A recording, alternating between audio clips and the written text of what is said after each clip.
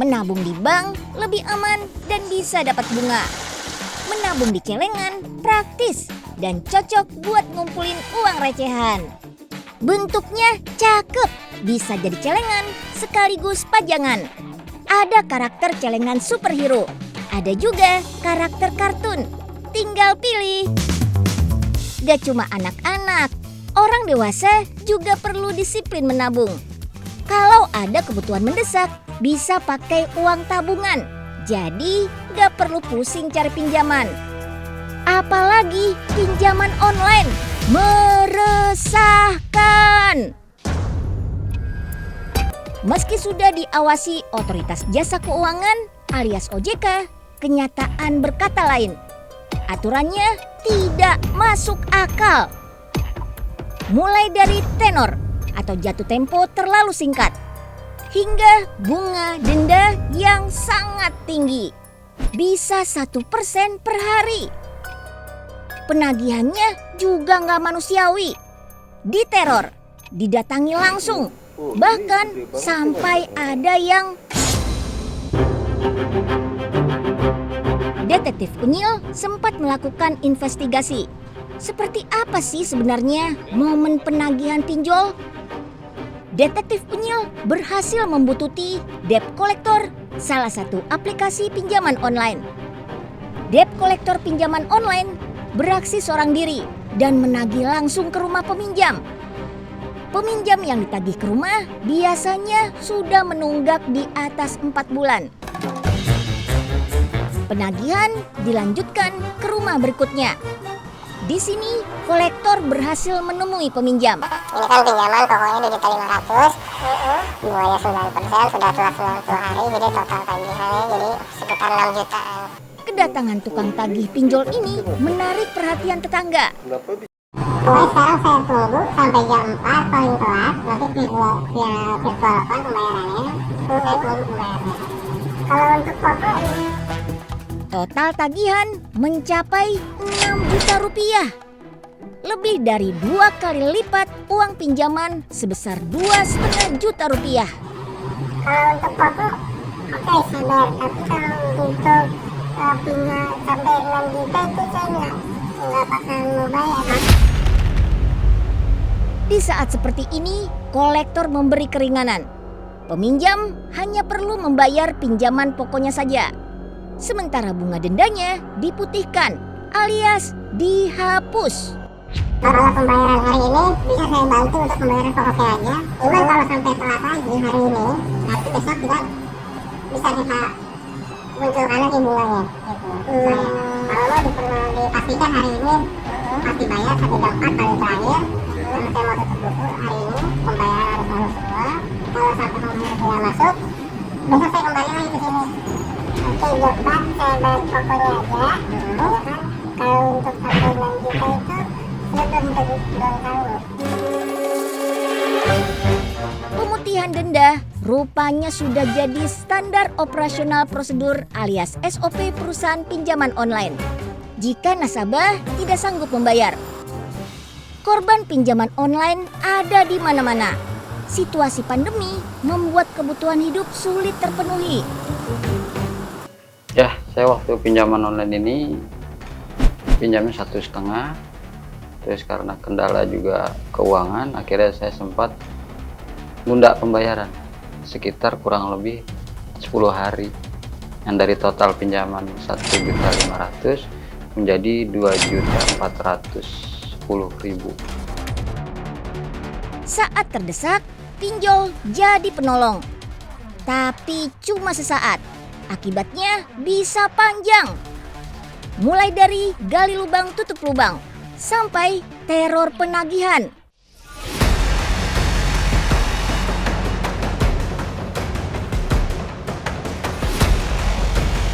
Ya, waktu pas saya keterlambatan selama kurang lebih 10 hari itu, sempat sih Mas ada telepon, teror, segala macam, WhatsApp, SMS. Ya itu tadi juga kata-kata yang tidak sopan gitu. Banyak yang ya pokoknya risih lah, kita mengganggu aktivitas kita sendiri gitu. Walaupun sudah kita jelaskan, tetap aja dia nggak mau tahu. Pinjaman pinjaman online jelas bukan solusi, justru menambah masalah baru. That's why pepatah lama harus tetap diingat dan dipraktekkan. Sedikit demi sedikit, lama-lama menjadi bukit. Disiplin menabung untuk masa depan. Tren memberi buket bunga untuk hadiah dimanfaatkan ke Adrian, tapi bunganya diganti uang. Lewat sosial media, popularitas buket uang cepat banget meroket. Buket bisa menyesuaikan budget, tergantung keinginan customer. Tapi tetap ada aturannya. Uang nggak boleh digunting, di stapler atau dilem. Supaya nggak rusak, setiap uang dilapisi plastik. Hasilnya, uang jadi anti air dan mudah dibentuk. Bermula dari hadiah ke orang terdekatnya, usaha Kak Ardian menyebar di kalangan kampus. Rata-rata, Kak Ardian dapat pesanan hingga ratusan buket setiap bulan. Lebih kece, lebih bermanfaat, uangnya bisa dipakai, disimpan, atau ditabung. Meski zaman sekarang uang tunai jarang dipakai, ada kalanya kan kita butuh. Yap, belakangan ini uang elektronik lebih populer digunakan daripada uang tunai. Pembayaran bisa menggunakan kartu elektronik atau aplikasi di ponsel. Kartu untuk uang elektronik terbuat dari bahan kertas PVC. Dicetak sesuai desain gambar.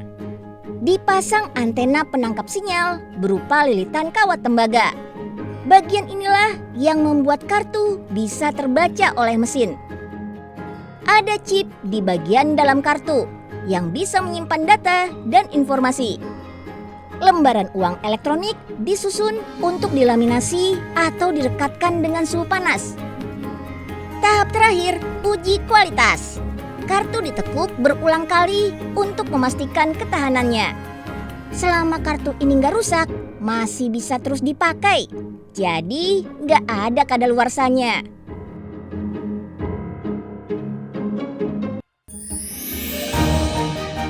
Enak, instagramable, bisa disimpan di kulkas tanpa merusak tekstur dan rasa.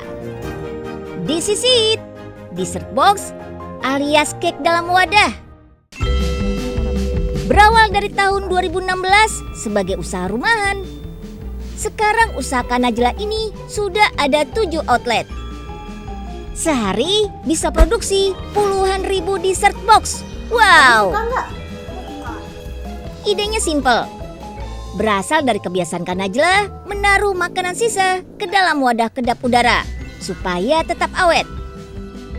Jadi aku dapat ide gitu kayak, oh gimana kalau kita taruh di wadah kedap, karena kalau kita beli cake di luar tuh biasanya satu kali makan kita taruh kulkas, balik lagi udah bau kulkas kan. Nah kalau ini kan kedap bisa kita tutup dan sangat efisien sekali gitu.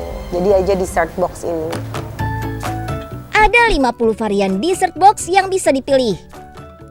Ada cake yang umum, ada juga cake yang dibuat untuk momen khusus. Misalnya cake nastar. Kue nastar berbentuk dessert box. Bahan-bahannya premium.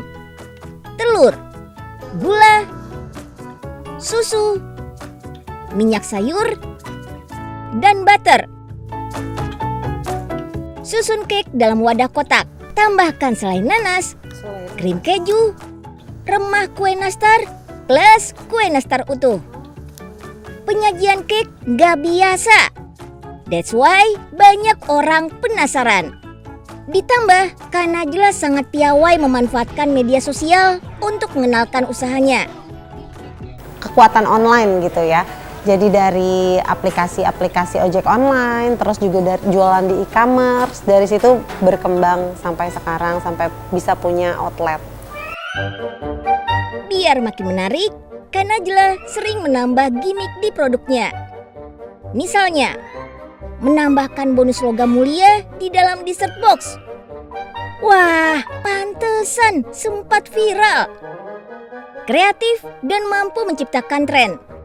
Jadi kunci supaya usaha makin maju, produk makin dikenal.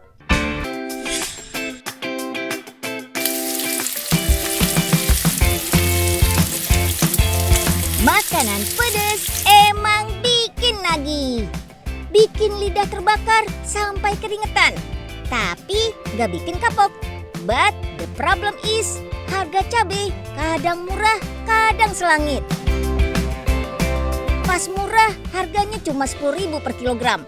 Kalau lagi mahal, bisa lebih dari 100.000 sekilo. Ngalah-ngalahin harga daging.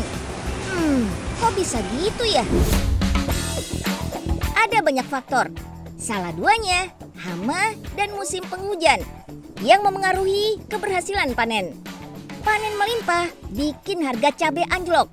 Tapi kalau gagal panen, harga cabai jadi melonjak tinggi. Kalau pas panen melimpah, cabai bisa disimpan, harganya pasti nggak anjlok. Tapi kan cabai cepat busuk. That's why terciptalah penemuan canggih ini.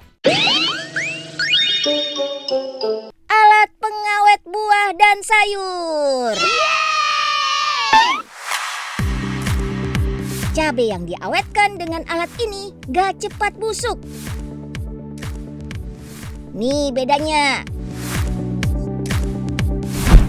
Kenapa sih buah dan sayur tuh bisa busuk? Sayur bisa busuk karena kerja bakteri dan jamur. Mereka memicu enzim pada sayuran untuk mempercepat pembusukan. Alat pengawet buah dan sayur mengeluarkan gas ozon atau O3 yang dapat membunuh mikroorganisme. Hasilnya mencegah pembusukan.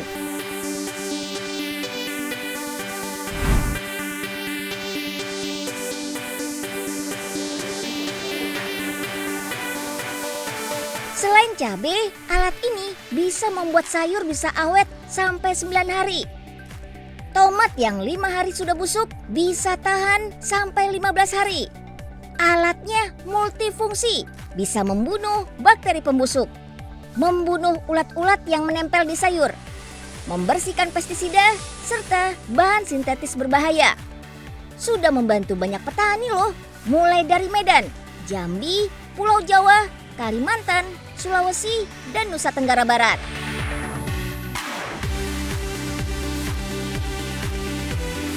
Dengan penggunaan teknologi de-ozon ini sangat membantu kami sebagai petani karena sayuran yang sebelumnya daya simpannya hanya terbatas, sekarang kita bisa menyimpan lebih lama.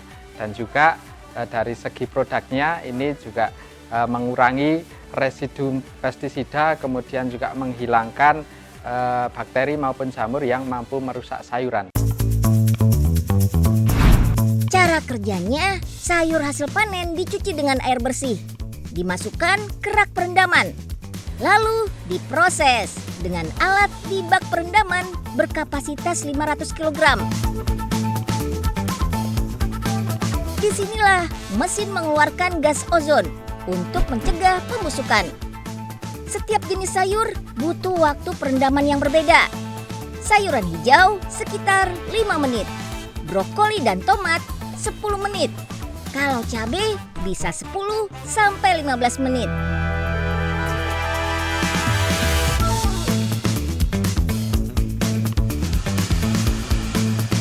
Setelah ditiriskan, sayuran siap dijual. Bisa juga disimpan di dalam cold storage.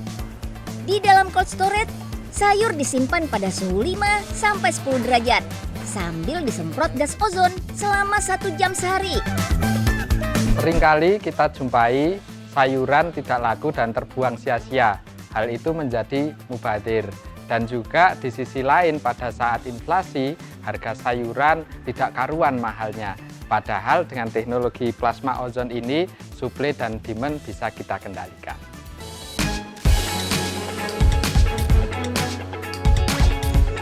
Inovasi di bidang pertanian ini justru ditemukan oleh ahli fisika, spesialis teknologi plasma. Semua komponennya sudah memiliki sertifikat ISO. Buat bikin alat canggih ini, Profesor Nur menghabiskan waktu 3 tahun penelitian.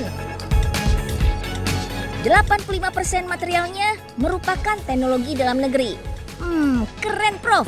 Tapi sayur dikasih gas ozon begitu, emang aman?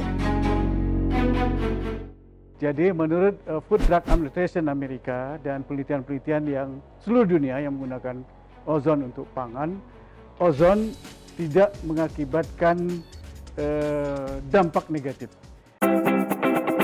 Produknya buatan anak negeri. Manfaatnya jelas bikin bahan makanan gak gampang terbuang. Dan yang penting sayur tetap aman dikonsumsi. Tapi mesin begini listriknya pasti gede. Ternyata enggak, cuma 180 watt. Semoga dengan alat secanggih ini bisa membantu permasalahan harga sayur mayur yang gak menentu ya. Kita sebagai pelanggan gak uring-uringan. Petani juga terbantu jika harga sayuran lagi anjlok.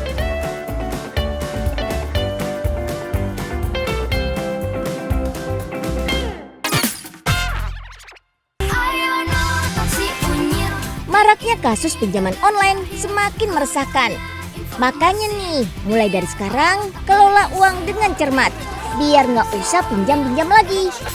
Kalau keuangan dikelola dengan baik, hidup kita jadi tenang dan bahagia. Dadah!